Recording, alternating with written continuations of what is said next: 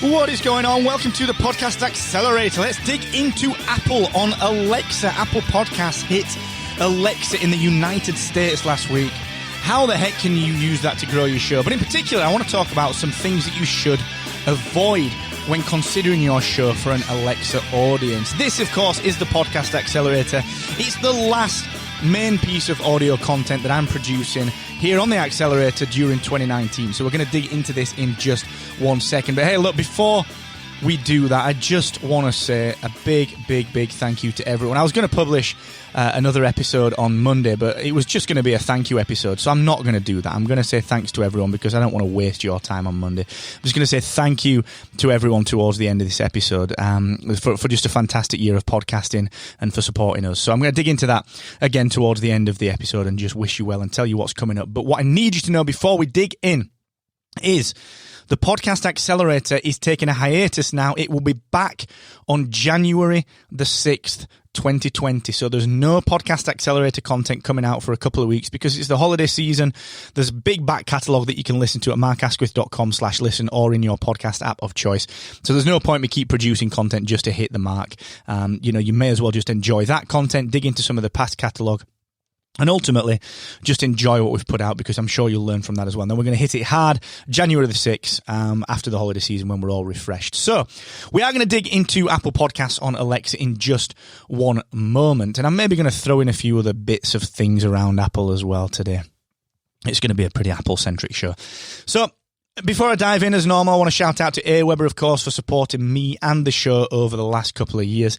I've worked with AWeber for a long time now, and honestly, this is the last time I'm going to tell you this offer. 90 days completely for free. Over at AWeber, do your email marketing through AWeber, connect with your audience, and that offer is going away, all right? It really is going away. In January, it will be a different offer. Today is the last day that I'm going to tell you that you can get that 90 days free. So please, if you're looking to just grow your show and engage with your audience more in 2020, you need your own email list. So use AWeber, markasquith.com/AWeber. Right, it's been a bit of a funny year for Apple in podcasting. I mean, podcasting has kind of grown up a little bit in 2019. You know, the brands have really started to put some money into it. It's tipped over into the mainstream more and more as it does inevitably year on year. And it's no surprise to see that this is only going to continue. But the problem is that Apple have come under fire for a lot of things, you see. I personally think I applaud Apple for kind of just sitting back and letting people whine about them, because it's like, I know what it's like to be a tech company. I'm certainly not at Apple level, but running the tech company and running a couple of different brands as the CEO of that group, I know what it's like. People shout at you. You will never please everyone. You know, someone's always annoyed. You can do your very best work and someone will always be annoyed with you. All right. So I understand that. And I understand from the perspective of podcasters, and certainly from some of the old guard, that Apple have been a little bit apathetic in podcasting, have let it grow up and not really done much in the space for the last few years. Not sure that I fully agree with that, given that they give us the API completely for free. They maintain the app completely for free. But I actually think it's a bigger play. I actually think that Apple are doing something a lot more in podcasting, and I think 2020 is going to be a big year for that. I've said for years, since their bonus tag was introduced, that they're going to be monetizing podcasting. I think they might go into a little bit more of the tech side of podcasting. I do believe they're going to create custom content. I do believe they're going to put some exclusive content out, because that seems to be the game that they're in at the minute. You know, they're doing Apple TV. They've done it with Apple Books. They've done it with music. You know, podcast is another medium now where they've done what Apple does best, which is basically throw a bit of technology out, you know, let it do its job, almost MVP with podcasts, and then sit back and let the rest of the companies, Spotify, Google, everyone else, spend all the dollars on educating people on what podcasting is, only for Apple to then sweep in and say, you know what, actually, here's the overhaul that you've been waiting for. They're letting other people educate the market for them. They're letting other people educate and spend their brand dollars. And Spotify are a prime example of this. You know, Spotify is spending a lot of money in this whole, get to know podcasts. If you've never listened to a podcast before, sure, we want you in the ecosystem. We want you to listen on Spotify. But if you listen on Spotify and then another company says, well, look, we do them as well, or look, this has always existed, the original has now been overhauled, you know, someone like Apple can back onto the spend and the investment that someone like Spotify has put into educating the market and very easily just just kind of sweep in and take some of that market share back, So it's not, I don't think any of this is by accident. This is what Apple do. They did it with Apple Maps. They put an MVP out and then they sat on it and they built on it. And now it's a great product. They did it with silly things like Notification Center and Control Center on the iPhone. Like when that was announced, they announced it as if it was like a world-beating revolutionary thing when it had been on Android for years.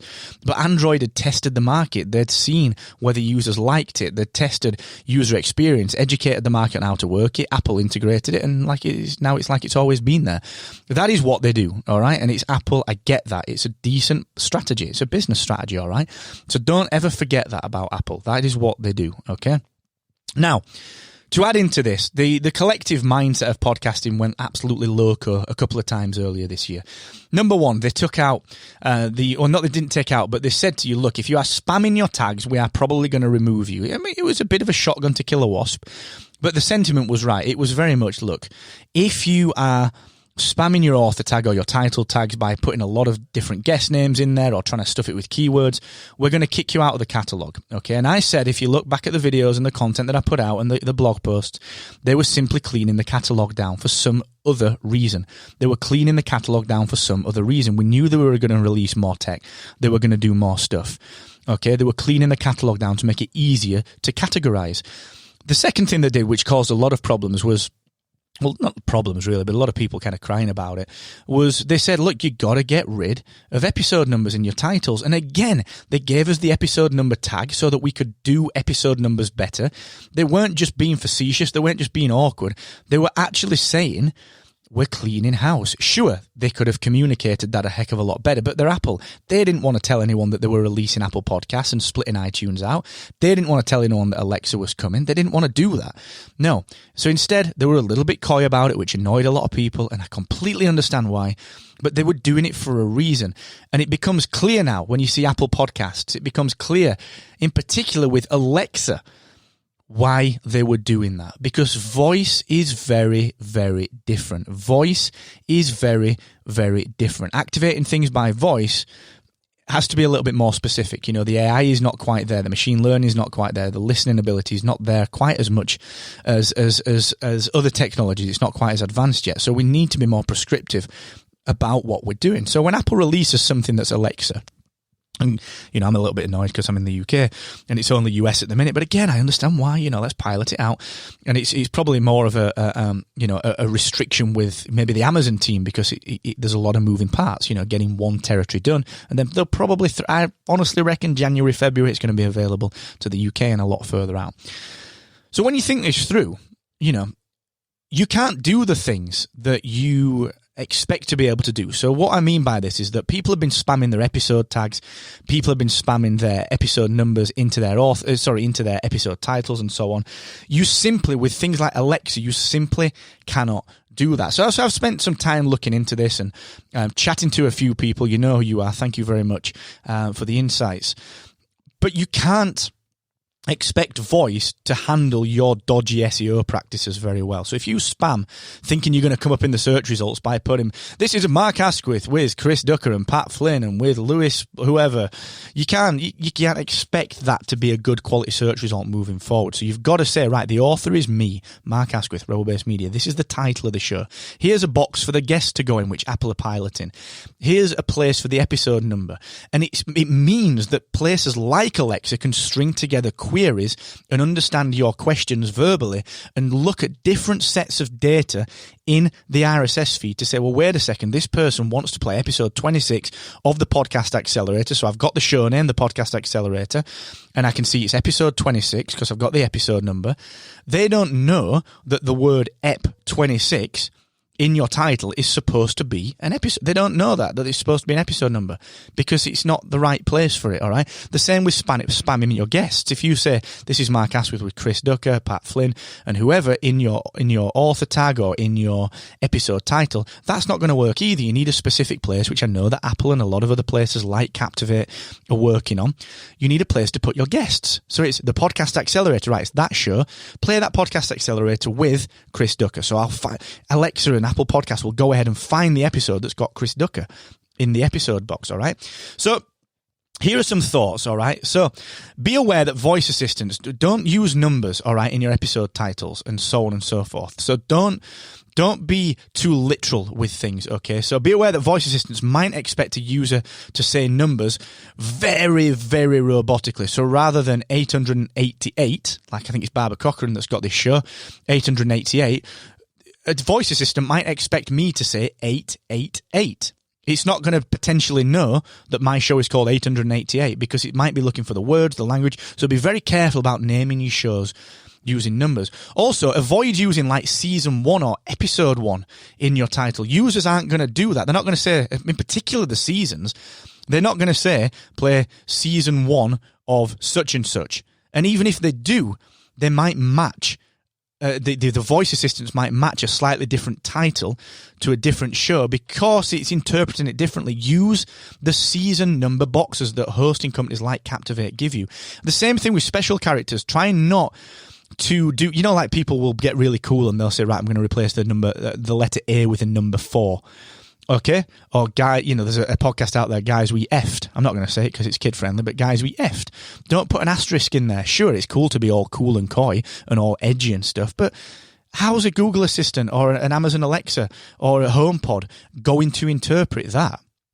Bear in mind now, Apple give people the ability to sync podcasts across all of their Apple devices, which Apple Podcast being the biggest platform out there still for podcasts. This is huge, so you've got to get this right. I can walk into my house, play Alexa, walk out, get in my car, carry it on my watch or on my phone or whatever, on my CarPlay. This is huge for us, so please don't do that. The same with emojis.